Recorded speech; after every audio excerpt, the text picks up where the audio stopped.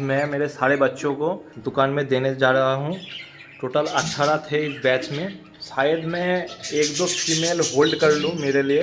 तो देखते हैं, पहले सभी को पकड़ते हैं इस छोटे कैरिंग केज में।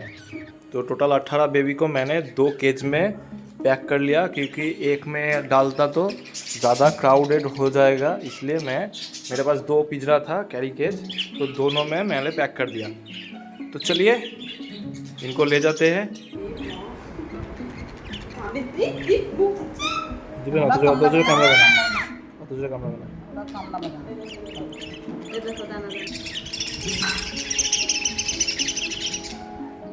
तुम घुसोगे बैग में, घुसोगे तुम?